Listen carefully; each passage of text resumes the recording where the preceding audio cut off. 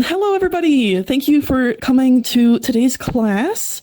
We like to do these classes every so often, basically, when a teacher of any sort of subject, it comes up to Metaverse academia faculty and says, I really want to teach this thing to, an audience in VR.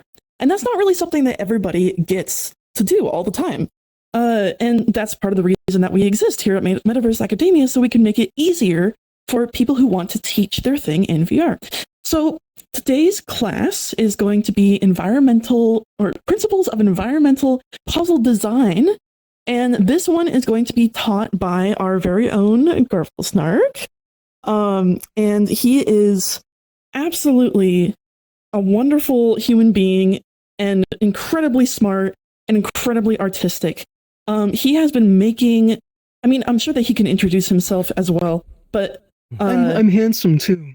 Yes, you heard it. And he is also my partner, my life partner, and we've been working together for the last couple of years. And I think, Garfflesnark, if you could come up and introduce yourself and then get started, that would be fantastic. I definitely will. But first, I'm gonna also get big. Awesome. By the way, I should let people know as well that I'm about to make the world private, just so we don't really have interruptions. If you, for some reason, left the session, but you wanted to come back, just send me an invite request, and then I can invite you back. Yeah. All right, take it away. All right, thank you. Okay, I do believe that there are still a couple of people who are still at spawn, or a couple of stragglers, rather. But that's all right. I'm going to start. I think everyone can hear me. I'm in yell. If you cannot hear me, let me know.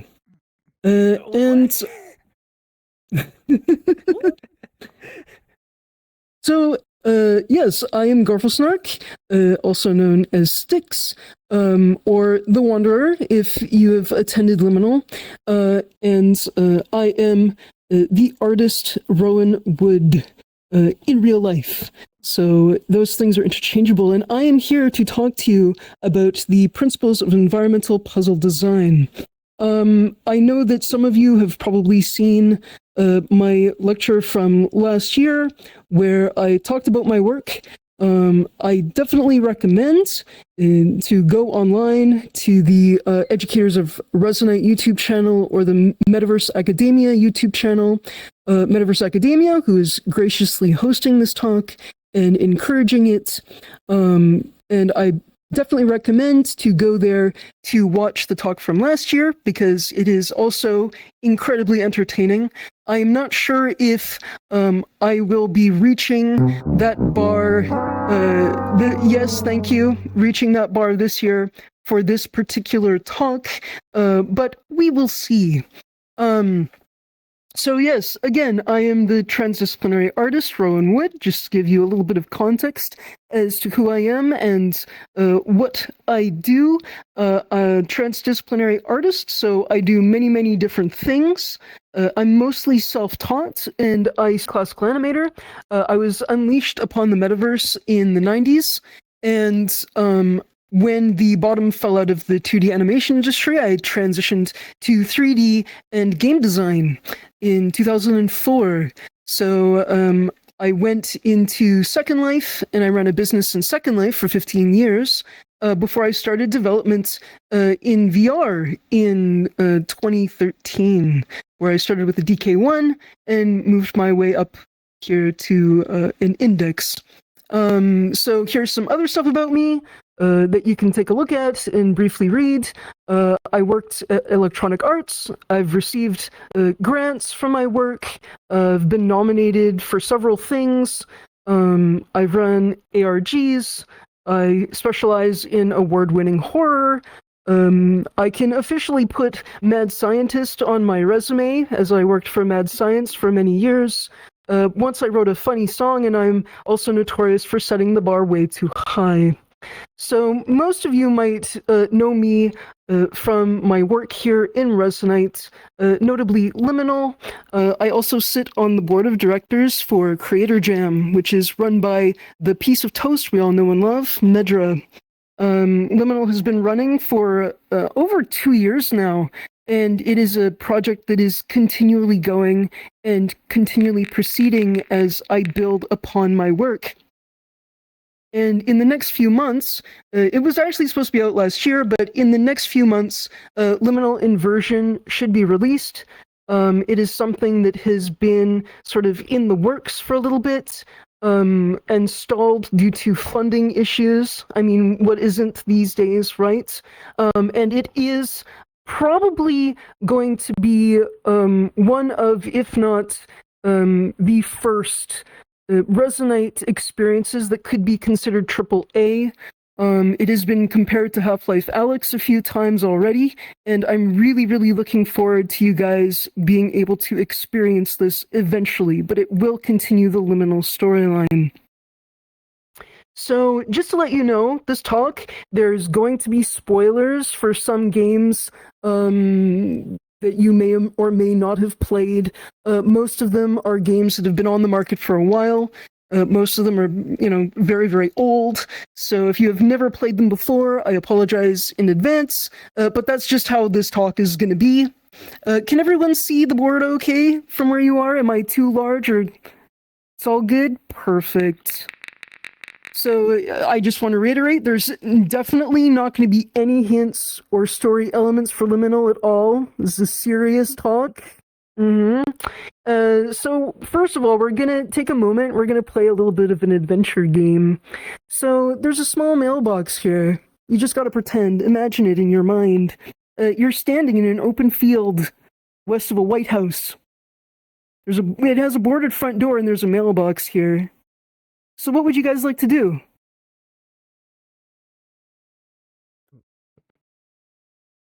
Look at the mailbox.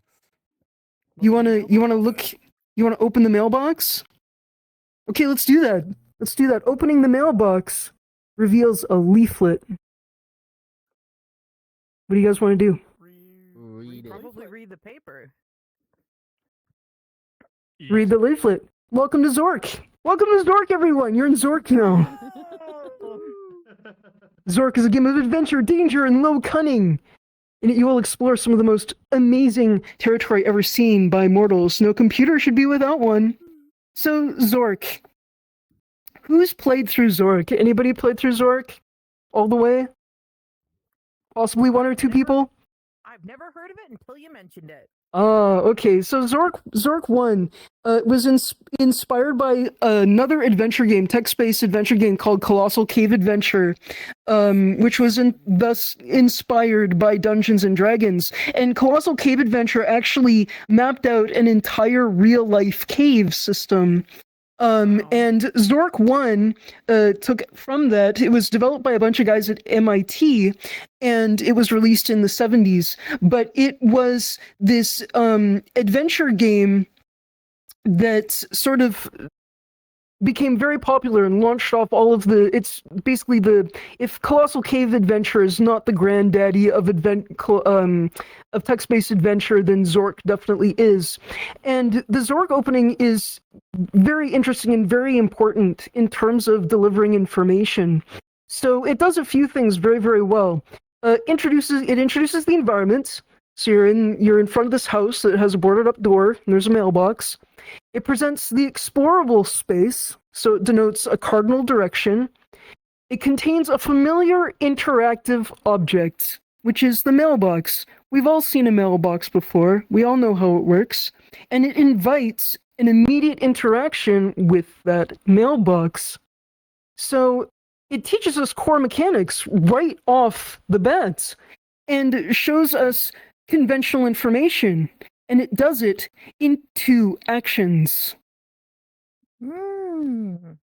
So all good environmental puzzles are a practical regurgitation of information that is taught by the environment, learned through the environment, and executed to completion as a facet of the environment. So I know you're thinking, Oh, that's a lot of information there, Sticks. I don't know. But isn't all puzzles that, like, aren't all puzzles that, basically? And the answer is yes. But to be an environmental puzzle, a puzzle must be a fundamental part of its environment, first of all. So it needs to be sort of native to its environment and have a solvable context within that environment. So not only must it fit in its environment, the context in which you solve it, the way that and method in which you solve it must fit with its environment. So a jigsaw puzzle, just by itself, is not an environmental puzzle. It has its own sort of set of rules. It's sort of contained within itself. A jigsaw puzzle is not an environmental puzzle. However, if a jigsaw puzzle has, say, a picture of kittens on it, and the order of the kittens on the picture on the jigsaw puzzle denotes the orientation of a set of kitten statues on a shelf nearby in the same space, that's a good environmental puzzle. Now, if you took a jigsaw puzzle with a picture of flowers that hint to the order of the same set of kittens on the shelf, where each kitten is like named after a different one of the flowers, that's a great environmental puzzle. There's a certain level of abstraction to it. It's not just kittens and kittens, it's flowers and kittens. There's a little bit more of a thought process that goes on there, a little bit more of an abstraction. So here are some examples of great games with environmental puzzles. We've got some really familiar ones. We've got Portal, we've got Outer Wilds, we've got Firewatch, the Stanley Parable, and perhaps some stuff that maybe you haven't heard of before, like Scratches or The Labyrinth of Time, or some of the other things like Viewfinder. Anything by Frictional Games is very, very good. So like Penumbra or Amnesia or Soma. Rusty Light Games, very, very good. They have like an entire series that are very excellent. Of course, Silent Hill, Resident Evil, they're classics. So I'm going to be referencing Silent Hill several times in this talk. Outer Wilds, of course, is an incredible game with environmental puzzles. With a lot of narrative environmental puzzles, which I'll go into in a little bit. Stanley Parable, which is very original, and many, many adventure games. I know Laserkeet and I were talking about King's Quest and Thrope High Yeti, but we will mention that again a little bit later. Environmental puzzles can also be environments that are structurally puzzles. So we see that a lot in Portal, Subliminal, Half-Life. Manifold Garden is very abstract. It's quite good. I do recommend it. And environmental narrative puzzles, so like walking simulators, where the puzzles, there's no like puzzles, but the puzzle in and of itself is the narrative that you have to discern from the environment. So my personal favorite is like Dear Esther. That one is such a good one. Gone Home, Anatomy, which is about a house, and Layers of Fear, Edith Finch, those sorts of things. Hogs, hidden object games are not environmental puzzles because, again, they're sort of like a jigsaw puzzle. They're sort of contained, but they can have elements sometimes that make them environmental puzzles. Escape rooms are environmental puzzles by nature. These two images are actually from a place called Smarty Pants in Vancouver. Unfortunately, they shut down in Vancouver due to COVID, but I do believe that they're still open in Edmonton. But these are actual escape rooms. These are real life escape rooms, and I've done both of these. I completed both of these when they were in Vancouver. And they were probably some of the best set piece escape rooms I have ever done. They were so clever and so good. One of these, for example, in This Morning Never Comes, this one in the old house, that table there is actually a Ouija board that actually functioned with magnets, and you had to do something with the Ouija board in order to get a code to open up a box. And there was a clock on the other side of the wall, and at the end of the puzzle, at the end of the room, you actually had to shift the weights of the clock, and this painting on the wall fell down, and there was like a skeleton behind it. It was really cool. Probably one of the best escape rooms that I've ever played. This one was also Spies and Lies was actually very good as well. But that's escape rooms. They are environmental puzzles by nature. So a good environmental puzzle will have obvious face value puzzle mechanics. So you can basically figure out right off the bat that you are solving a puzzle. This is a puzzle. You are conscientiously solving it. A great environmental puzzle will have no face value mechanics at all. The puzzle mechanic is just the environment. So essentially, when you do things right, people won't know they're doing a puzzle at all. It'll just come very naturally. Bonus points if your environmental puzzle lends to and or enhances the narrative that you're trying to tell. So if you're trying to tell a story, use your puzzles as part of your narrative. So narrative environmental puzzles, like Dear Esther, or like that, or Rule of Rose. Rule of Rose actually is an incredible game. The gameplay is absolute garbage, but the narrative is probably one of the best I have ever experienced in my entire life. And with Rule of Rose, it's told in such a way where it's all told by children, and children by nature are like really unreliable narrators. So the way that you actually have to uncover most of the story is by analyzing the environment. If you don't, you miss out on a lot of the story, and it's extremely confusing. But this is part of what makes Rule of Rose so good and so intriguing. Dear Esther is much the same way, except it's more esoteric and poetic, and sort of a pull between the material and the spiritual, and it's also very good. Dear Esther was actually originally a Half-Life mod that was formed into a full game by a development team called the Chinese Room. So VR, as we are in VR, and we're going to focus on VR a lot today. VR is an optimal framework for environmental puzzles. So VR naturally lends to strong environmental puzzles like escape rooms, because it's basically like being in an escape room. VR environments have real world environmental expectations, and they have a more grounded and enriching experience. So essentially, most of environmental puzzle design is the art of teaching the player how to solve a puzzle without directly telling them how to solve a puzzle. So we need to figure out exactly how to do that. And in order to do that, we're actually going to go back in time, back to 2015. So Miss Molly, if we could have a flashback, please. Thank you. I appreciate that. I spoke at a local college about designing tutorials, and I will now talk about that lecture. So tutorials, they go hand in hand with environmental puzzle design, as environmental puzzles is about, largely teaching people how to solve them. And in order to do that, we're going to talk about the theory of multiple intelligences. And this theory was founded by a guy named Howard Gardner in the 80s.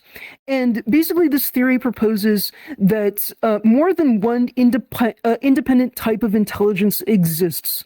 So essentially, everybody learns in different ways. There are different methods of learning, and it's sort of more related to skills than practical, like we're just of one intelligence. We all know everything equally. So there's no empirical evidence to support this theory, but we can still use it as an incredible tool to craft engaging and interactive experiences. So essentially helps us to recognize how we can teach people and what tools we can use to teach people how to solve our puzzles without telling them how to solve our puzzles. And here are some of the types of intelligence. The original theory proposed 8 or 9, and I believe there's 9 here, but we have spatial intelligence, so being able to determine things spatially in three-dimensional space. We have bodily kinesthetics, so learning based on movements. We have musical, so learning based on sound or rhythm or tone. We have existential, so learning through existential questioning, like, why are we here? Why are we alive? So from this, we can then think about, like, what can we teach about our environments? So how quickly does the player need to learn? What can the player learn at what time? In what manner is the player learning? And what is the ultimate story? What is the point that we're trying to get across through what we're teaching? So in my original lecture on tutorials, I used Portal. And since we're back in 2015 and not in 2026, I am going to use that example again. And Portal is one of my top 3 of my top 5 games of all time that altered my brain chemistry. And I definitely recommend playing all of these. They are all phenomenal and impacted me the most in different ways. So we're going to now go to the video. And let me know if you don't see this. But this is the opening of Portal. I am sure everyone here has played Portal and has seen this opening and is familiar with it. But you wake up and you're in a box. You can't go anywhere. You are forcibly stuck in one position for about a minute. And the game allows you to sort of get oriented. You can grab objects and toss them around and listen to this mysterious voice that you don't know who it is or what it is, but it sort of explains that you're in a testing facility. And you're kind of like, okay, yeah, oh, there's a button over there. Oh, there's a camera. Oh, I'm being introduced to these different aspects of the room while I'm trapped here in this little bubble, while this voice is speaking to me.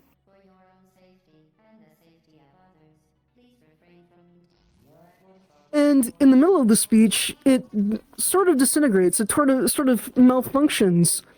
And then the sign turns on, and then the timer runs out. And suddenly, there's a portal. And within a couple of seconds, this shows the player everything that they need to know about how the portal works. It allows them to take a moment to experiment, to watch Shell as she moves back and forth between the cube and the portal. They see the sign, and then they see this gray contrasted color with the red. They see this red in this pit underneath the floor. It's contrasting with the gray walls and the cool interior of the room. Something's kind of off, but you can't quite put your finger on it. You can look at the cameras, see that somebody's watching you. You can see that there's offices. You can't reach them. You can't look into them. The glass is all muddled. But there's definitely something going on underneath the floors and behind the walls. But let's look at this button. This button draws your attention, and then the kinesthetic movement of the cube dropping draws your attention to the cube. So you've learned already that you can pick stuff up. So you pick up the cube, put it on the big red button, because it's a big red button, and you have now this big orange check mark that says you've done a good job. The voice tells you about the incandescent particle field, which is essentially a barrier between one room and the next. That passes through it. For instance, the aperture science weighted storage cube. The voice informs you that the emancipation grid will destroy things that go through it, and you step into the elevator and move to the next parts, and the elevator moves as the next area loads. So the key takeaways from this: the environment is the puzzle, because in Portal, the whole environment is a puzzle. The core puzzle mechanic is introduced within the first minute of the game, so you know how portals work almost immediately. Hardly anything is explained, but everything is clear. The first half of Portal, and I don't know if you realize this, but until you are baked and ready to be cake, you are playing a tutorial. The entire first half of Portal is a tutorial. The second half of the game is where the real game starts. So, fundamental principles. Show, don't tell. You want to show as much as you can.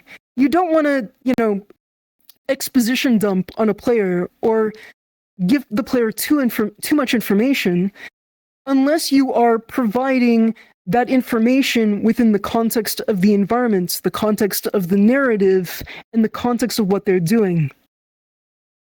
Know your audience. This is really important too. Valve, they definitely know their audience. They knew that the people playing Portal would have been previous Half-Life players, people who played Half-Life, Half-Life 2. They know that the Half-Life players know how the mechanics of Half-Life work. They know how to pick things up and throw things and move and jump, and they know how to use the gravity gun and other guns and stuff like that, and the Portal is just an offshoot of that. But Valve was really smart with Portal because they sort of neutralized the Half-Life experience. They made it so that anyone and everyone could enjoy Portal. They could get into that experience and have fun with it. And Portal is enjoyed by everybody. Everybody who plays Portal, most of everybody who plays Portal enjoys it because it's so accessible. Check off your guns. If there's something in the environment that people can interact with, or they think that they can use it later on, make sure that they can use it later on. Don't just show them something and then don't let them use it later. Actually, let them use it later. Objectively try to predict what your audience are going to do. And this helps you a lot, especially when you're pathing your player out, pathing your audience out. In the beginning of Portal, you are in a box. They restrict your movement quite a bit, actually. You're in this box, you're forced to just look around for a little while, just to take stuff in. And then it's a singular path around the box to establish where you are, into this small room where you're presented with one of the core things that you will be doing for the first half of the game. So the more you can objectively predict what your players will do, the better off you'll be. And if Portal has taught us anything, this is, the number one thing that Portal has told us and taught us, it's test your bleeping games. Test your puzzles, please. And with real people, not just you. Don't tell me you don't have friends. I know you have friends. Use them. Anyway, we're going to return to 2026. So, Miss Molly, if we could return to 2026. Thank you so much. So, what do we do with this information? How do we start? How do we start using this information to make puzzles? So, puzzles, essentially gamified problems. The game is finding a solution. We set out to create a problem for our audience that they have to solve. So the first step is establish your problem. And for this example, I'm going to use a locked door because that is the quintessential trope, is it not? A locked door in which the solution is a key.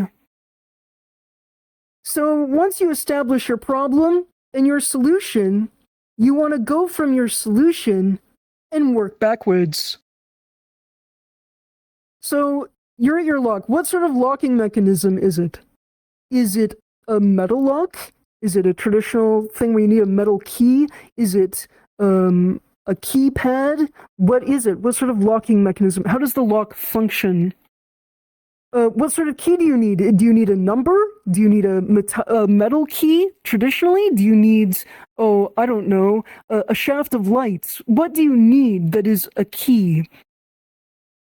So where do you locate that key? How do you get that key? Where is it going to be within the context and framework of your environment and your narrative? How will the player make the connection from the door and the key that they need to open the door with to the key and wherever it is that you have placed that key. How are they going to make the connection between the thing and the place and the thing that they need to do?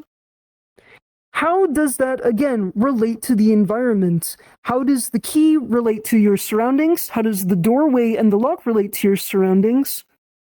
And is it narratively significant? It doesn't necessarily have to be, but of course, every little bit helps. And from there, do you keep going backwards? Do you go to the solution, the key, and move backwards, like from that key to create another puzzle? Is there something else that you have to do to acquire that key so that you can get that key so that you can open that door? So how do we teach the solution? What information are we feeding to the audience? Will the audience be able to tell what's important? Because that is a significant thing as well. You have to be able to tell what's important when you're looking for clues. Can the audience retain that information? Now, for something like Riven, for example, which is the sequel to Myst, you are basically required to write things down when you play Riven. There is no memorizing things conventionally. Maybe if you have a really, really astoundingly good memory, you can. But with Riven, like, you really have to write things down. A lot of games nowadays, you don't. A lot of games nowadays, you can kind of retain it in your brain. You can retain it in your mind. But most older games especially, you really have to write things down. Are you wanting to take things to that level, or do you want people to step into a problem, be able to hold the information in their mind, and then move forward? What feedback lets them know they're on the right track? So if they pick up an object, how do they know that that's the right object? How do you tell them, without telling them, that that is the object that you need to open a door or activate an event? Is it a haptic feedback? Like, does your controller shake when you touch it? Does it make a sound? What feedback are they getting? And don't treat your audience like they're dumb. That is a big problem with a lot of game designers, is they treat their audience like they don't know anything. Don't try to trick your audience either, especially if you're trying to make your puzzles more difficult. And we'll go back into that. We'll touch on that in a moment. Don't try to trick your audience into thinking your puzzles are harder than they actually are. And do give strong clues. So what can you use as clues? Numbers, letters, and symbols, most apparently. Here are a couple of puzzles from the Silent Hill 2 remake. You don't actually get a solution for this puzzle right here. A solution is not given to you. All that is given to you as a clue is this number pad, and you see that a lot of these numbers are dirty except for 3 of the numbers. Well, what you have to do essentially is go through, and this is a timed event. You're actually in a small room full of bugs that are slowly eating you, and you have to discern from these 3 numbers what the actual code is. So you have to keep pressing in the 3 numbers in different orientations until you get the correct code. This puzzle is a new one. This is from the original that was brought over to the remake. This one's an original one, and this one uses alchemical symbols, and that is the safe in the director's office in the hospital. Light and color are very, very useful. People are drawn to light like a moth to flame. You can manipulate your audience way good with good lighting and good lighting placement. If you want people to go to a certain door or go to a certain area, put a light there and people will go to it.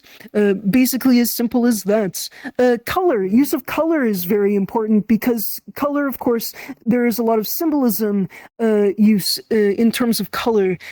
Color can mean a lot of things, and the most controversial thing about color in video games recently has been yellow paint in Resident Evil and such, which I think that they've sort of dealt with that. This is a more recent image from Resident Evil, I think the 4 remake, where the paint turned into like actual objects and things that made more sense in the environment instead of just paint being strewn everywhere.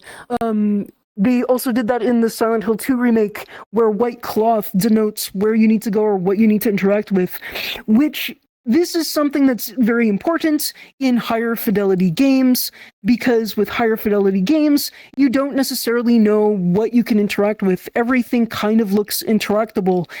There's no visual differentiation between things as there used to be, like with pre-rendered backgrounds and then non-rendered objects that you'd interact with, which would look out of place. So you'd know that you could interact with them. But with higher fidelity titles, you can't necessarily know. So sometimes these things can be helpful. Sound and haptics.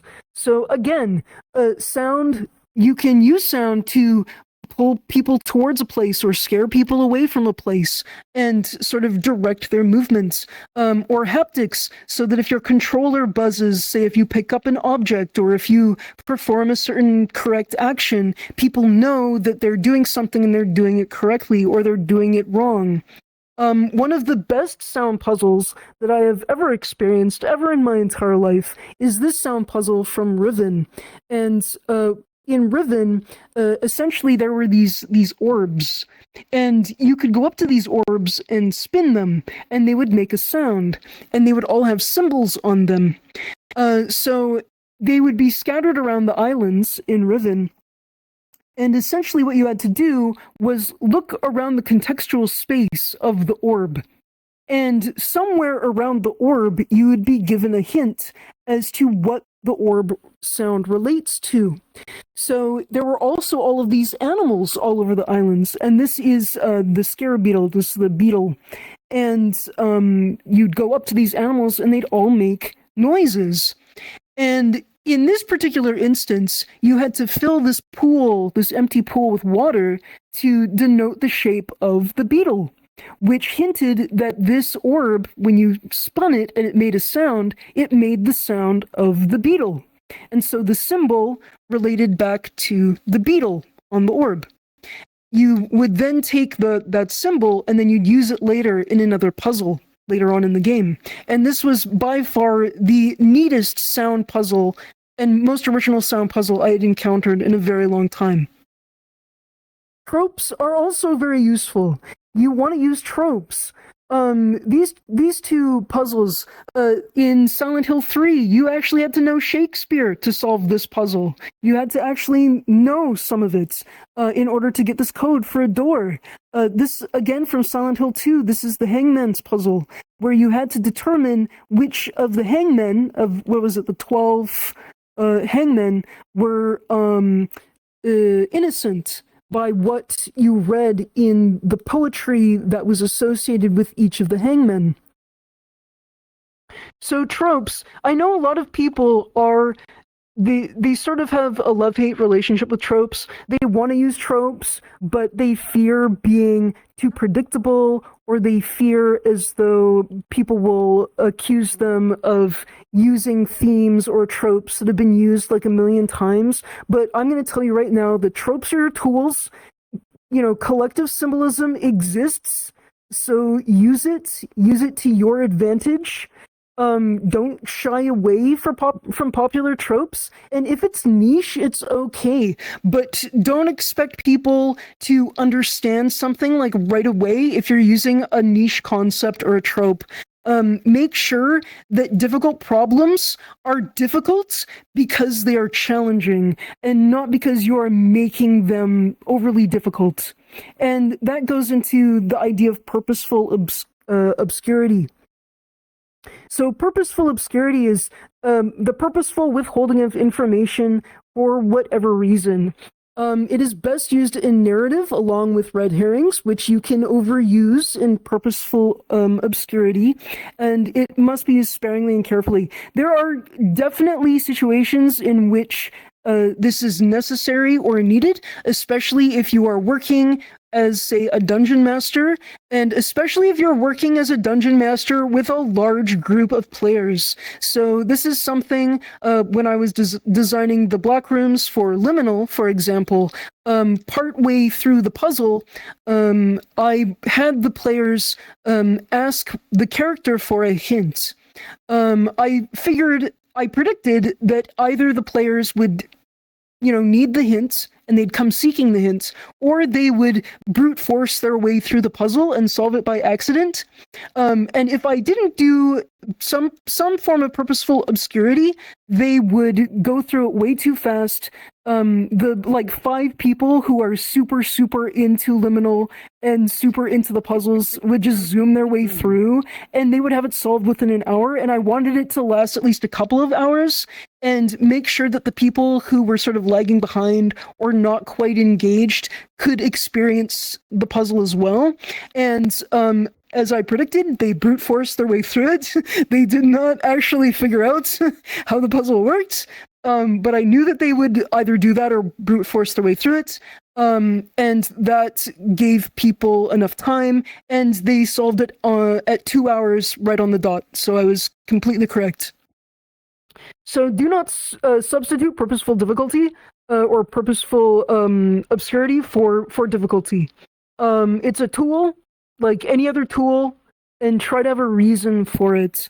Of course, again, this was simply because for Liminal, there was 15 people all running around trying to solve the same puzzle, and if there wasn't something put in place to sort of pump the brakes on that, they would have solved it in a half hour. Red herrings. Red herring, you're probably familiar with the concept of a red herring. Clues and information that are important, or rather seem important, that are of actually no practical use. Best used in narrative as well, but red herrings, I find, if they're not important to a puzzle, but still important to the narrative, I find that that's a really nice, perfect middle ground for a red herring.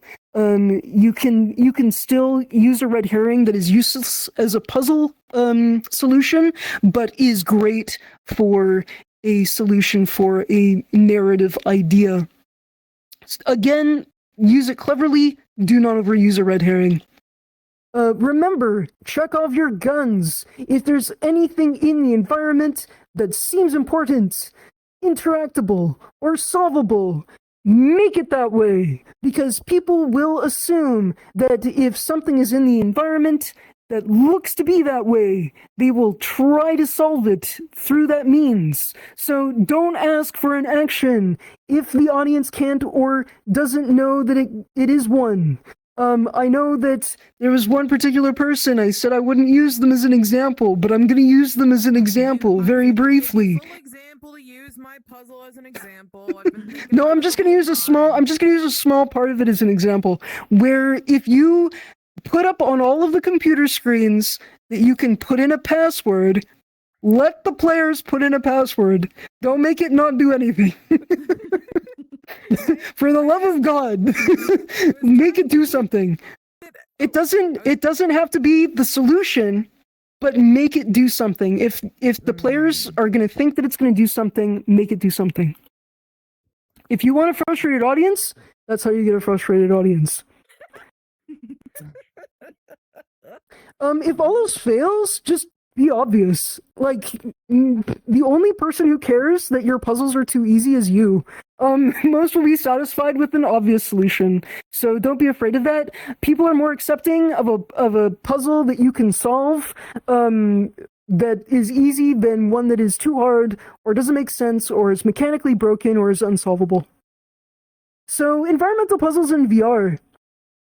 Going from a limited environment to an environment. So again, sort of moving from two-dimensional space gamified to three-dimensional space gamified, and the sort of escape room effect. So it encompasses the player. The entire environment is interactable. It could all potentially be a puzzle. Puzzles can reach beyond in VR what is possible in living reality. So it's even beyond the escape room effect. So more VR, more environments, just more. It's very challenging to make puzzles in VR because of this, as players can clip through walls, they can traverse colliders, they can miss puzzles because everything can look interactable, and it's up to the developer to make sure that they are only interacting with things that they can interact with. In a real life situation, in escape rooms, people are notorious for like sticking things in electrical sockets and things like that. Things that you wouldn't do or need to do, ripping things off of walls. It's a similar problem in real life, but with far greater, more intense consequences. So mitigate these things carefully. Turn off visuals behind locked doors. Block visuals entirely with walls beyond what players can see. Make the walls ungrabbable. And feel free to mess with your audience if they're being naughty, especially if going out of bounds might break something. So we're going to go back briefly to 2015 again. If you could fire off that flashback, honey. Thank you. Back in 2015 again, I was designing a VR prototype for the Vive, and the development on this prototype began on the DK2. We did not have room scale VR. We barely kept our lunches in our stomachs as we were using the DK2 and experimenting with locomotion. We literally had a space in the office called the vomitorium where we would test things because we were experimenting with locomotion, and it was very, very, very new. And the question was how to get people who have never been in VR before, never experienced VR, how do we get them orientated in VR and kind of recognizing what VR is as a space? We make it predictable. This is what we concluded, is that you make it as predictable as possible. You make it like real life, and you make it as close to how real life functions as possible. And so we had to think more about this. So how do we do this? How do we make it more like real life? And the answer for that we came up with at the time was to give them a familiar object that was interactable and behaved in a way that they would expect subconsciously, but not necessarily consciously. And what we came up with was a box of matches. And in this prototype, I actually have video of this instance in this prototype. And this is from like 10 years ago, so please be gentle. But you entered this space, and you're just coming out of like the main tutorial. So you do get a tutorial before this where you're picking up a box, pressing a button, moving around, and sort of getting orientated in a natural way. And then something happens. And I won't say what happens, but suddenly you're in this space. And you're outside of the tutorial. You're not given any further instruction. You are just thrown into this environment, and you look around, and this is the first thing that you find, is this box of matches. So you can pick up those matches and interact with them like a box of matches. It reacts and acts exactly the way that you think. You can strike the match, and after a while, the match burns out. And then you have to strike another one. This match can also be used as a light source. So you can see in this dark environment that for every match you strike, you can light up a little bit more of the environment. So naturally, the next thing would be to light something on fire, right? So we decided, well, we can have the person light up some candles. And so we put candles around the environment and waited and expected for players to light up the candles, which they did, and had a good time doing so. But what really cracked it open for these people who were new players to VR, who had never played VR before, was that they would then take a match out of the matchbox, and what would they do then? What do you think that they would do then with the match out of the matchbox? Put it on the candle. Put it on the candle to light the match on fire. And it worked. And the reaction that we had from that was, it was a click. It was a light bulb moment where they realized that this world acted like real life. And that's the thing that they had to keep in mind. That was the only thing that they had to keep in mind. Oh. Oh? So we're returning to 2026 now. Flashback, please. Thank you. And so, how do we communicate these mechanics? Right, we're going to review that. How does your environment work? Is your environment parallel to how it works in a real space? Is it functionable within the context of reality? Because the more predictable your environment and the more predictable the objects in your environment, the better your audience will know how to interact with it. And that is the key point when working in VR. You are not building a VR experience. This is very important. You're not building a VR experience. You're constructing an alternate reality. So, that is the end of my talk. We have homework and workshop from today to April 24th, which will be the next class. And your homework is design a small environment with at least one solvable puzzle. This is optional. You don't have to do it. But if you want to, work in groups from 1 to 5 people. Quick and dirty development. White boxing is totally fine. Try to use CC0 and CC BY assets. There are plenty of those available in the Crater Jam public folder. We can provide that for you here. And Metaverse Academia is, of course, a resource of assets as well. AI use is okay for aesthetic or asset generation, but please use your meat brain for creating the puzzles. Don't go gung-ho asking ChatGPT how to make puzzles. So, because I want you to show your concept work. I want you to show how you came up with things and how you developed your puzzles. So, questions? Does anyone have any questions for me? Hello. Hello. So I was noticing a lot of good environment puzzles have horror themes. Do you think there's a reason? Horror seems to be a genre that lends itself to those sorts of puzzles. I am also an extremely large horror fan. I love horror. I do a lot of horror development. I have won awards for my horror experiences, and I just love horror, but it's not restricted to horror.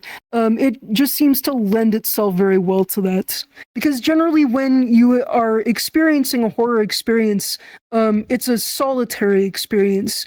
Generally in horror games, you're usually by yourself, and that is a really good way to create problems, is by putting puzzles in a singular person's way. All right. And then these different methods of learning you mentioned, do you think they might be tied to sensory inputs we have as humans, like touch, taste, hearing, smell? Definitely. Of course, in VR, those things are a little bit, limited, especially where things like smell and taste are concerned. But in general, I do think that is a very strong component of it. As I mentioned during the talk, there is no empirical evidence that the multiple intelligences theory is actually scientifically correct, but it does seem to have merit. It does seem to have some level of correctness in the way that we experience the world. Because, of course, we are all skilled at different things, and we all like to learn and experience different things. So why would learning and our means of gaining intelligence be any different? Cool, thank you. Hey, one I question. think a sensory input one that you would have on that would be like with color. If you make red spaces generally set people's nerves on edge, or scare them away from an environment. You could use ominous music or calming music in other areas that can help with that kind of a thing. Yeah, definitely So creating contrast. Even in VR is still you can rely on natural sensory things that would affect you in the real world. Exactly. And as I was saying, contrast and using high contrast is very effective in a lot of instances. Though you can use subtlety as well to get a different sensation and a different impact on a player. D2. This is kind of a question, but just wanted to get your opinions. What is your opinions on Blueprint? Just curious. If you've played I it. have not played it yet. I have not played it, nor have I seen any playthroughs about it. So I would say it's probably up there in environmental storytelling. And I've puzzles. heard that. Yes, I've heard that. Yes. I was just curious. Yeah, I haven't played it or seen it myself though. Do it. I've tried to limit it to things that I have experienced either whole or in partial. So, Frog. What is a common environmental puzzle pitfall that you feel like people fall into a lot without meaning to? Not giving enough feedback. So not letting the players know that they've actually done something, I think is probably the most common thing. And of course, like providing either too much information or too little information. And when I say too much information, like not useful information. Hi. Oh, Amelia. So, question. So, you had referenced your previous horror work. Is that still available for us to experience, or did it kind of go away? Are you talking about the prototype? Yeah, just kind of, or anything that you've created in the past outside of Resonite. I would love to present that work, except I don't think it will work anymore. It is so old that it literally was programmed for the Vive years and years and years ago. We brought it around, or rather I brought it around Toronto and Vancouver and presented it on the Vive. And nothing else happened with it beyond that that you guys know of. But it's that original prototype I don't believe is playable anymore. I still have it, but I would have to essentially recode it and recalibrate it. Yeah, no worries. Yeah. Just curious. Of course. Thank you. I have a question. Yes.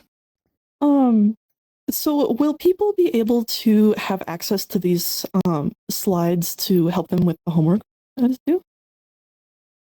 Possibly. I'll have to edit them a little bit, but I'll provide them. Awesome. Yes.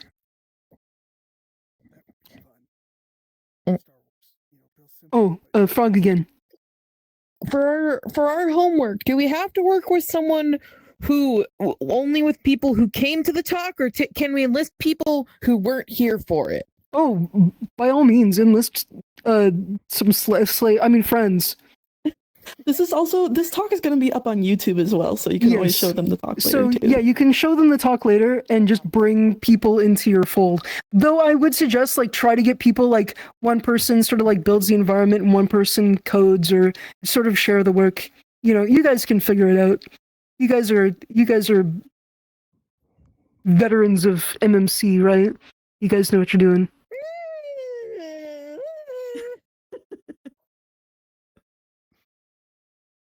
All right. Anybody else? Any other questions? I also take comments. If you want to say anything or have any piece of information that you might bring up, maybe a puzzle that you enjoy, or a game that you like, or something along those lines that might add to the discussion.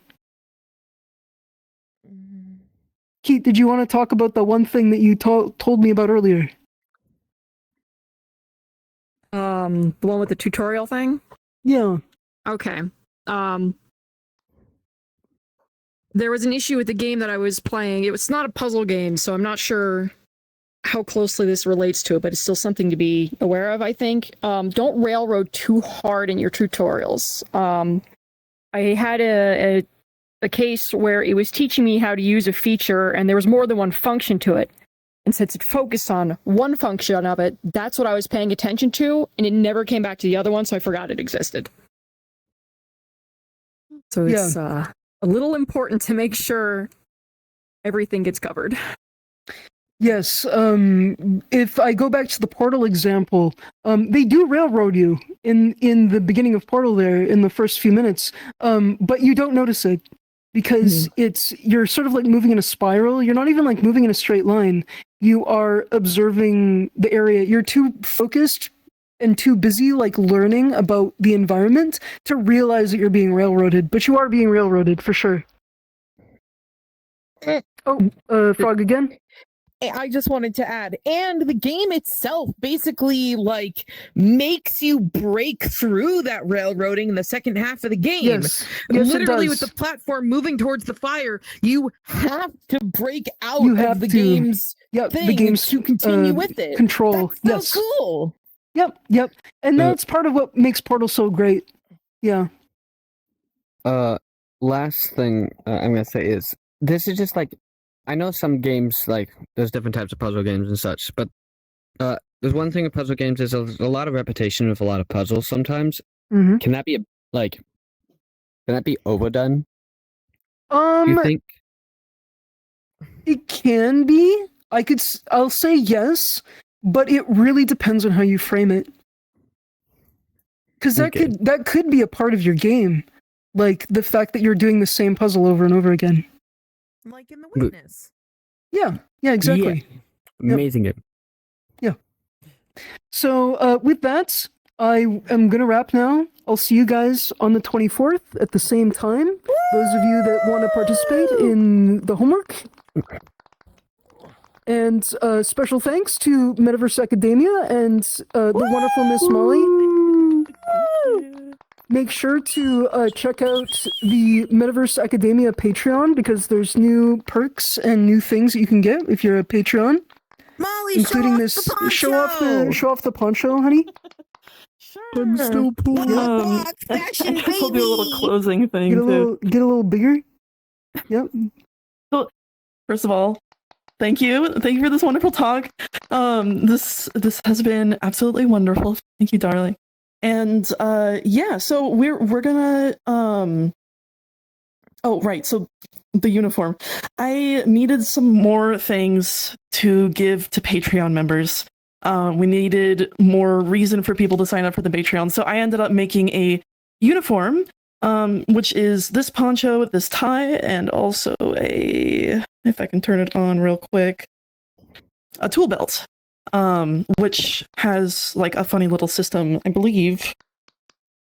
If I can get it to work correctly. Oh, it's because I'm very large. Right. But when it's working correctly, it actually does cloud spawn a tool that was made by Red Dragon. And so if you sign up for, I believe it's the $7 or above tier on Patreon, then you can contact me and I will put this uniform on your avatar. It's kind of designed to go on any avatar. And I think we're going to be doing a thing where the staff members will also get the uniform, and then if you're a volunteer at Metaverse Academia, you'll get like the tie and a badge or something like that. But yeah, I think that's all we're gonna do. Again, if you're interested in learning more about Liminal, my big project, go to liminalvr.com. You can learn how to support the project there. And there's a bunch of links at Spawn as well. There's a bunch of links at Spawn. And I think that's about it. Yeah, we can all just sort of hang out and conversate and mingle. Yes. Mingle. Yes. Yeah. Thank you everybody for showing. Yeah. Thank you. And of course, if anyone needs help with their homework, just DM me, message me, and I can pop in and help. Heck yeah. Heck yeah. Are we allowed to just break? Thank you, everyone. Yeah. Now you can break. Let's go. Flashback for free. Before you end up getting into any conversation, can I take a picture of your face You to use it mentioned for me anatomy reference? earlier. I remade I didn't remake. I ripped all the assets from anatomy because I bought the game. I ripped all the assets and I remade the game.